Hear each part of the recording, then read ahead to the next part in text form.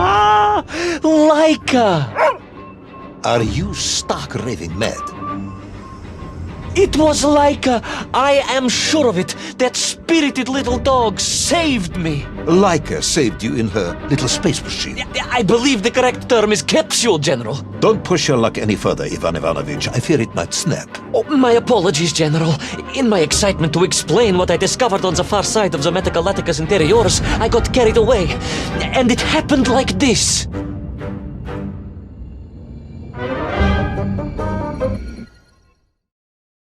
A rocky moon. It's the center of the Earth. The source of all creation, General. A place where time flowed like rivers, and boulders of raw matter rained like comets upon the cratered rock. Another miraculous escape from death. Another happy accident. It was no accident, General. Laika took me there entirely deliberately, I'm sure of that. She continues to be a heroine and a savior and protector of our great nation.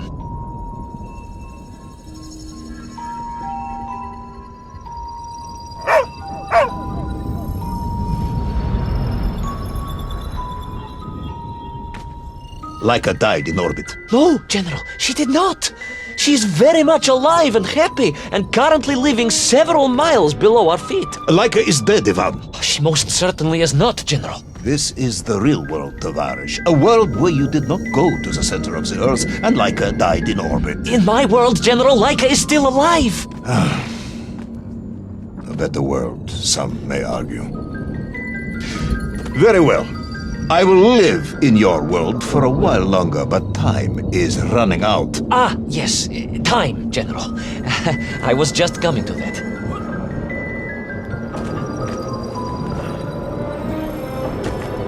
There in the distance it stood, enveloped in a mighty time storm. The world clock, General. The beating heart of all history. The axis mundi, the pillar of the world. Not enough to conquer Russia by drilling back to the surface with his magical mind-controlling atomic radio set, then? No, General. You see, what if he could fuse little Orpheus directly with the world clock? Then his message would radiate with every tick and every talk. He would not simply be the Tsar. He would be the Tsar of all time, the eternal tyrant. The literal incarnation of everything our glorious revolution stood to overthrow.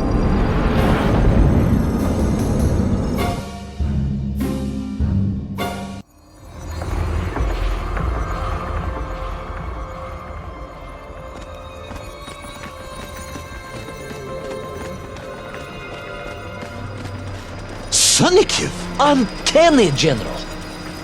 But it was somehow different. I felt no cold. The waves were motionless. Indeed, it was as if I had stepped free of those rivers of time and stood on entirely motionless ground. And there in the distance... What? Debris from Tsarya and tall slave mines had washed up here, almost as if I were meant to find it. And there, amongst it, the winking of steel led me to a blasting cap, and a plan began to form.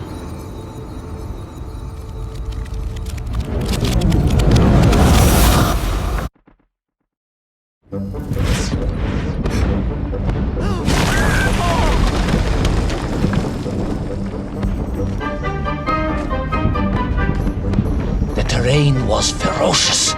Explosive eruptions of fire and heat. Thunderous emissions and lethal gases. Much like your cousin Pavel, perhaps, as a result of consuming all of those stolen eggs. Aha! General, you have been listening after all!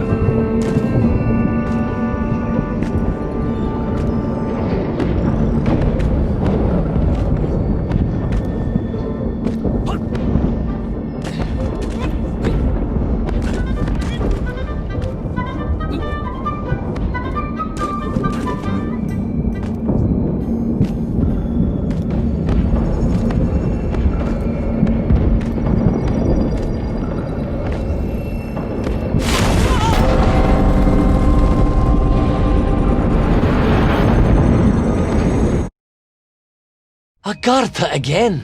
But why? You are stalling, comrade. The clock is ticking. Tick-tock, tick-tock!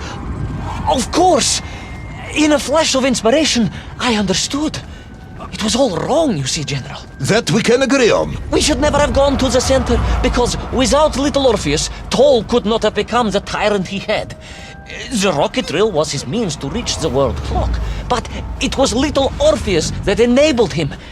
And the time itself, the world clock itself, was determined to make matters right. With a little help from you, of course. Merely a simple pawn in a game played upon a cosmic scale, General.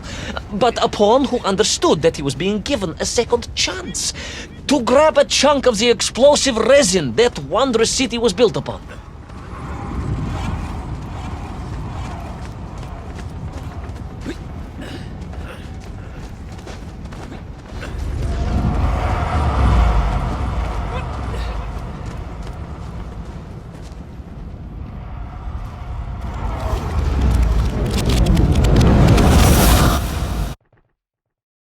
And I was back. The mighty river of time roared past me, carrying the weight of the whole of history with it. Even for you, this is a stretch. Our time is almost up. I have to submit my report within the hour. Time, General. Time was nearly up indeed. That ancient and magical river that carried me along was surely moving inevitably towards some kind of end.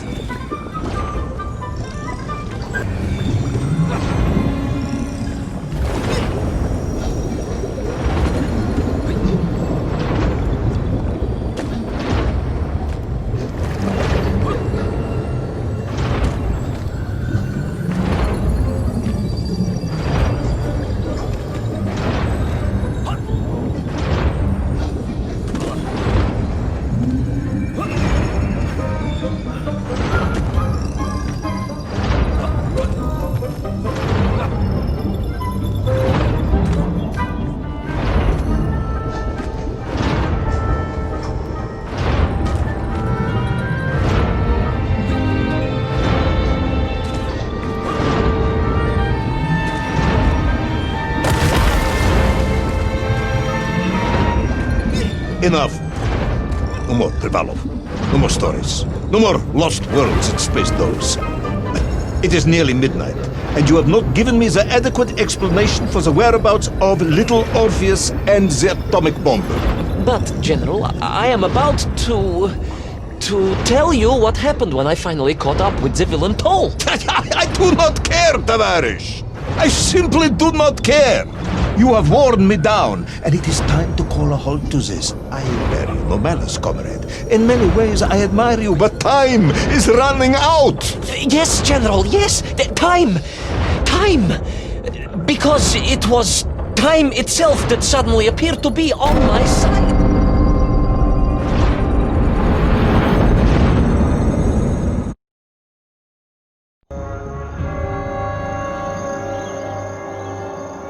Perhaps the world clock was so impressed with your egg-wearing antics it decided to return you to Plutonia for a second attempt.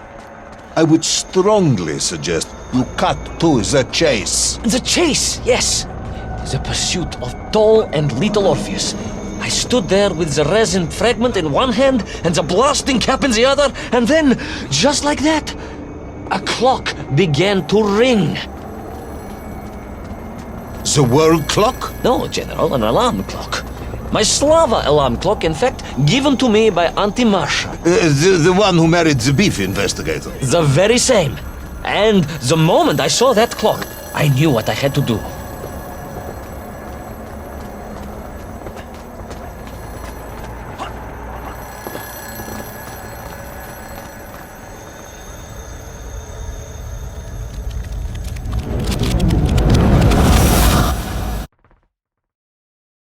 Yes, I'm waiting. A bomb, General. A bomb to destroy a bomb. So, you decided to build a bomb, eh?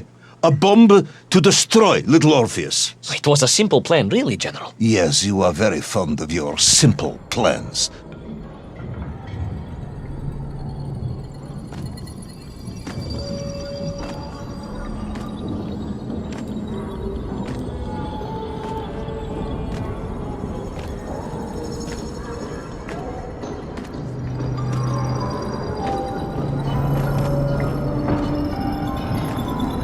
was the last time I was to see those poor enslaved nymph on my journey.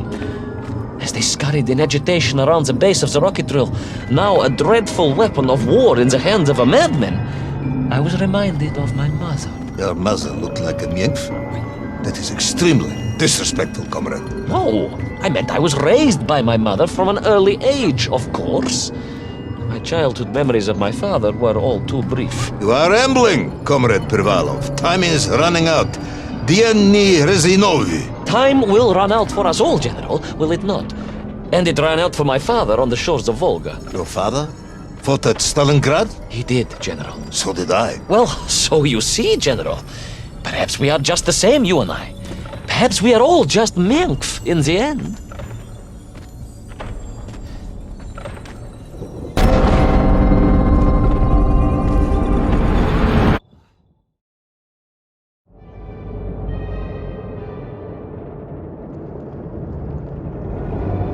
What possible use in the construction of a bomb could be found in the belly of a giant whale?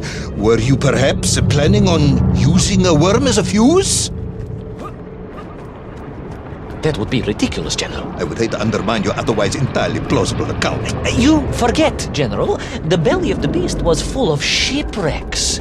And on one of them, I was bound to find what I was looking for. Fuse wire.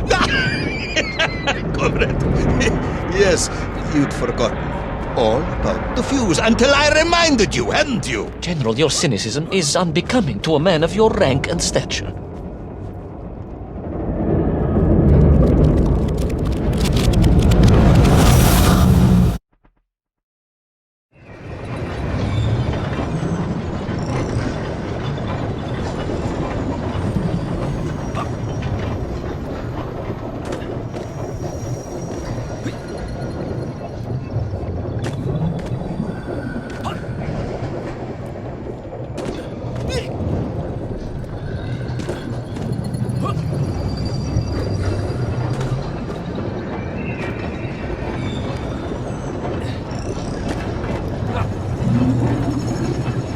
The clock was now ticking, General. Literally. I was surrounded by time, immersed in it, floating along a immersed in it, floating along a river of it on a raft made of history, seeking the next moment of opportunity to hurtle backwards amongst those lost worlds. I am a patient man, Tavarish. I lost 3 toes in the winter outside Sharkovskaya in 42. A drunken dentist removed 2 frostbitten toes and 1 perfectly healthy one. You may therefore consider me a man blessed with an uncommon level of endurance for discomfort. I hate visiting the dentist. My uncle Vanya was a dentist, and he was a deeply strange man.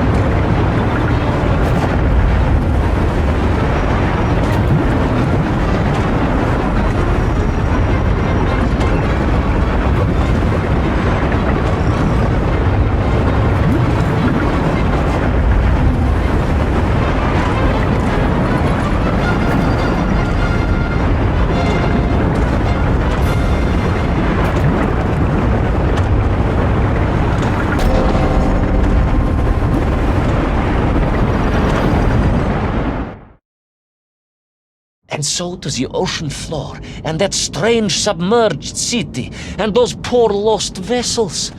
To find a shell case to hold all of my scavenged ingredients, the last piece I needed to construct my bomb. Ah, yes, I have been waiting for this. General? Time Ivan Ivanovich. Whilst you have rambled on and on about it, I have simply bided mine. I am a patient man, as I have said. Yes, I don't feel I paid enough attention to the story about your toes. Do you have specially made shoes? Enough!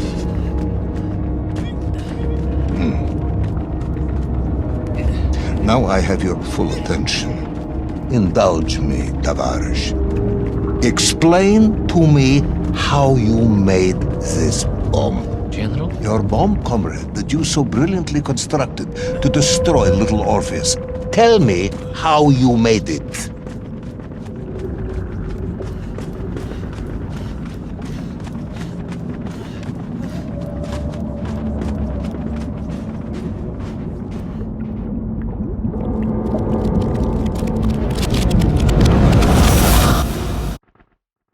Well,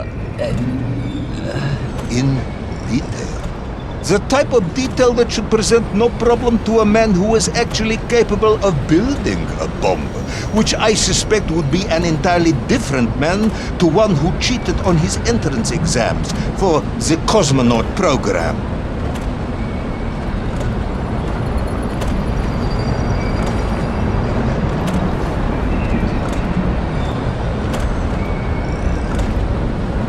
You are uncharacteristically silent, comrade. Cat got your tongue? if I may, General, perhaps just a minute or two to gather my thoughts? There are precious few minutes left. We have reached our conclusion, I think.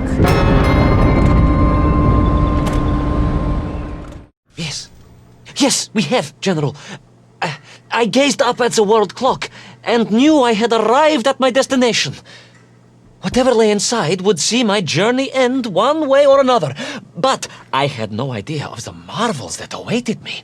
And it The happened... bomb, Ivan Ivanovich! Tell me how you built the bomb! It was a wonderful sight. The world... It is 2 minutes to midnight, Ivan. It is time to end this story.